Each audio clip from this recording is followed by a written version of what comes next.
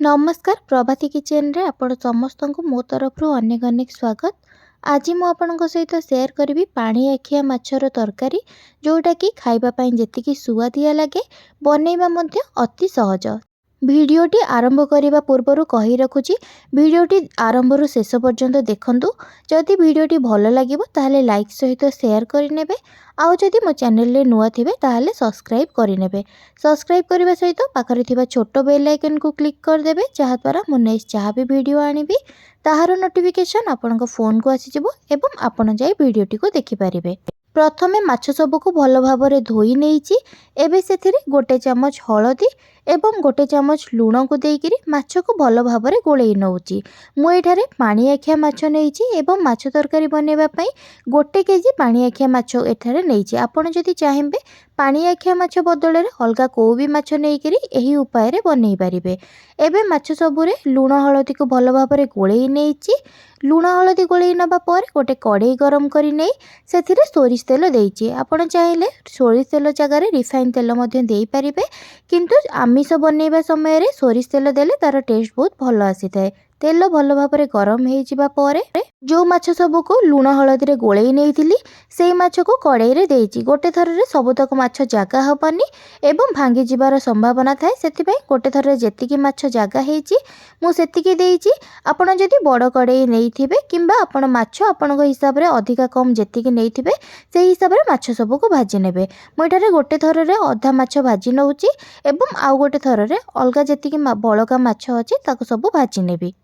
माछर दुई पट साइड भल भाबरे भाजी हो जिबा परे से माछ सब को गोटे जगह को काढ़ी के रखी नउची। एबे माछ भजा हो जिबा परे मु एठारे गोटे बड़ साइज रो पियाज को नेइकिरी ताको छोट छोट करी गुंड गुंड करी काटी नेबी। आपण जदि गोटे बड़ साइज रो पियाज न नेइकिरी मीडियम साइज रो दुईटी पियाज मध्य नेइ पारिबे, किंबा आपण माछ जेतिकी नेइथिबे सेही हिसाब रे मसला बनेबा पई जेतिकी पियाज दरकार सेही हिसाब रे नेइ पारिबे। भिडियोटी को आरंभ शेष पर्यंत देखंतु एवं एहीपरि भाबरे गोटे थर घरे बनैकिरी देखंतु। आपण को बहुत पसंद आसीबा सहित घरे मध्य समस्त को पसंद आसीबो एवं ता सहित मते कमेंट सेक्शन रे निश्चय जणेबे पानी आखिया माछ काहाको भल लागि थाए। एबे देखि पारुथिबे पियाज सब को चूना चूना करी गुंड गुंड करी काटी नेइची। एबे पियाज सब को काटी नबा परे गोटे कड़ाई गरम करी नउची। कड़ाई भल भाबरे गरम हो सारिबा परे सेथिरे मु दुईटी बड़ चमच रो सोरिष तेल जेतिकी हबो सेतिकी सोरिष तेल देइची। तेल भल भाबरे गरम हो जिबा परे सेथिरे मु दुईटी तेजपत्र एवं दुईटी सुखिला लंका देइची। ता सहित छोट चमच रे 2 चमच जीरा देइची। एबे लंका तेजपत्र एवं जीरा को टिके भाजी नबा परे काटिके रखिथिबा पियाज को एबे मो तेल रे देई देबी।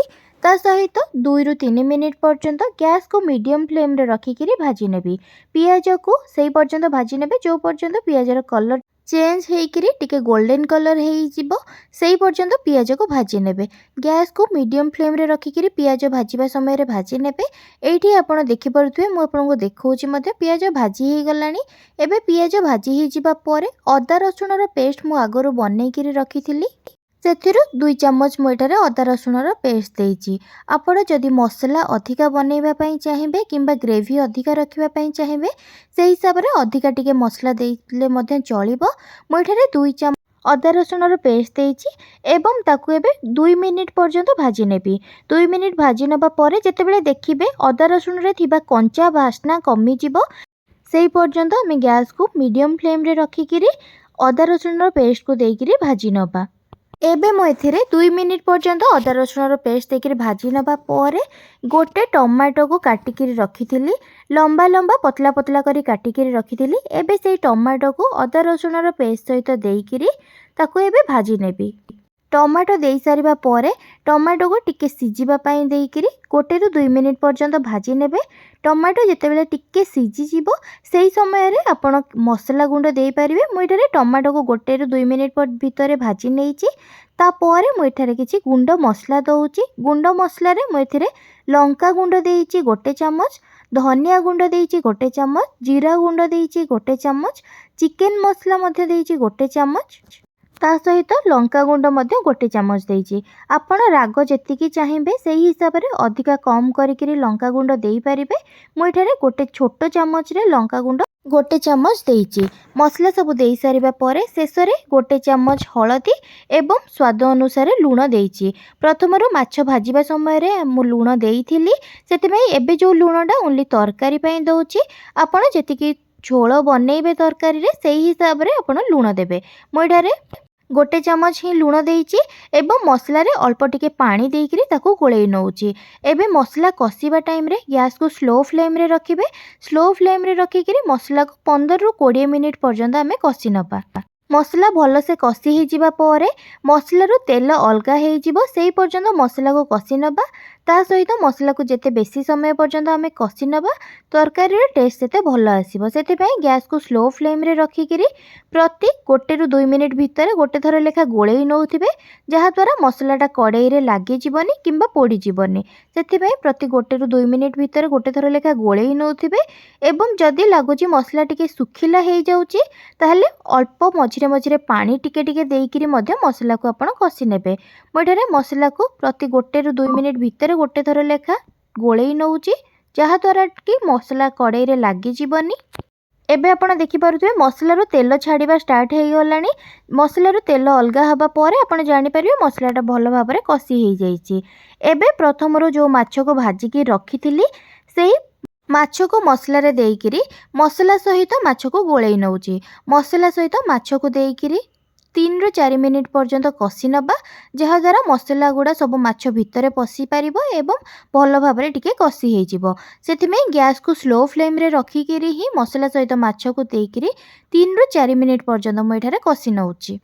3ରୁ 4 ମିନିଟ୍ ପର୍ଯ୍ୟନ୍ତ ମସଲାକୁ କଷି ନେବା ପରେ ସେଥିରେ ମୁଁ ଏବେ ପାଣି ଦେବି। ଆପଣ ଯେତିକି ଝୋଳ ରଖିବା ପାଇଁ ଚାହୁଁଥିବେ ସେହି ହିସାବରେ ପାଣି ଦେବେ। ମୁଁ ଏଠାରେ ପାଖାପାଖି 1 ଗ୍ଲାସ୍ ପାଣି ଦେଇଛି ଏବଂ ପାଣି ଦେଇ ସାରିକିରି ମାଛକୁ ମସଲା ସହିତ ଭଲ ଭାବରେ ଝୋଳ ସହିତ ଗୋଳେଇ ନେଉଛି। ମାଛକୁ ଝୋଳରେ ଭଲ ଭାବରେ ଗୋଳେଇ ନେବା ପରେ ଗ୍ୟାସ୍କୁ ହାଇ ଫ୍ଲେମ୍ରେ ରଖିକିରି କିଛି ସମୟ ପାଇଁ ତରକାରୀକୁ ଫୁଟିବା ପାଇଁ ଛାଡ଼ିଦେବେ। ମୁଁ ଏଠାରେ ଭଲ ଭାବରେ ଗୋଳେଇ ନେବା ପରେ ତରକାରୀକୁ କିଛି ସମୟ ପର୍ଯ୍ୟନ୍ତ ଫୁଟିବା ପାଇଁ ଛାଡ଼ିଦେବେ। ମୁଁ ଏଠାରେ ମାଛକୁ ତରକାରୀ ସହିତ ଭଲ ଭାବରେ ଗୋଳେଇ ନେବା ପରେ 4ରୁ 5 ମିନିଟ୍ ପର୍ଯ୍ୟନ୍ତ ଫୁଟିଯିବା ପାଇଁ ଛାଡ଼ି ଦେଉଛି। ତରକାରୀ ଭଲ ଭାବରେ ଫୁଟିଯିବା ପରେ ଆପଣ ଯଦି ଗ୍ରେଭି କମ୍ ରଖିବା ପାଇଁ ଚାହୁଁଥିବେ ତାହେଲେ ଝୋଳ ଟିକେ କମ୍ କରିପାରିବେ। ଆଉ ଯଦି ଝୋଳ ଟିକେ ରଖିବା ପାଇଁ ଅଧିକା ଚାହୁଁଥିବେ ତାହେଲେ ଟିକେ କିଛି ସମୟ ତରକାରୀ ଫୁଟିଯିବା ପରେ ଆପଣ ଗ୍ୟାସ୍କୁ ବନ୍ଦ କରି ଯଦି ଶେଷରେ ଧନିଆ ପତ୍ର ଦେବା ପାଇଁ ଚାହିଁବେ ମଧ୍ୟ କିଛି ଧନିଆ ପତ୍ର ଦେଇପାରିବେ। ନଦେଲେ ମଧ୍ୟ ଆପଣଙ୍କ ପାଇଁ ଅପସନାଲ୍, ଯଦି ନ ଦେଉଛନ୍ତି ମଧ୍ୟ ଚଳିବ। ପାଣି ଆଖିଆ ମାଛ ହେଉ କିମ୍ବା ଅଲଗା କେଉଁ ବି ମାଛ ହେଉ ଆପଣ ଏହି ଉପାୟରେ ବନେଇ ପାରିବେ। ଏବଂ ଭିଡ଼ିଓଟି କେମିତି ଲାଗିଲା ମୋ ସହିତ କମେଣ୍ଟ ସେକ୍ସନରେ ନିଶ୍ଚୟ ସେୟାର କରିବେ। ଆଶା କରୁଛି କି ଭିଡ଼ିଓଟି ଆପଣଙ୍କୁ ଭଲ ଲାଗିଥିବ। ଆଉ ଯଦି ଭିଡ଼ିଓଟି ଭଲ ଲାଗିଥିବ ତାହେଲେ ଲାଇକ୍ ସହିତ ସେୟାର ନିଶ୍ଚୟ କରିବେ। ସେୟାର କରିବା ସହିତ ଯଦି ମୋ ଚ୍ୟାନେଲରେ ନୂଆ ଥିବେ ତାହେଲେ ସବସ୍କ୍ରାଇବ୍ ମଧ୍ୟ କରିନେବେ। ସବସ୍କ୍ରାଇବ୍ କରିବା ସାଙ୍ଗରେ ପାଖରେ ଥିବା ଛୋଟ ବେଲ୍ ଆଇକନ୍କୁ କ୍ଲିକ୍ କରିଦେବେ, ଯାହାଦ୍ୱାରା ମୁଁ ନେକ୍ସଟ ଯାହା ବି ଭିଡ଼ିଓ ଆଣିବି ତାହାର ନୋଟିଫିକେସନ୍ ଆପଣଙ୍କ ଫୋନ୍କୁ ଆସିଯିବ ଏବଂ ଆପଣ ଯାଇ ଭିଡ଼ିଓଟିକୁ ଦେଖିପାରିବେ। ରହୁଛି, ନମସ୍କାର, ଧନ୍ୟବାଦ।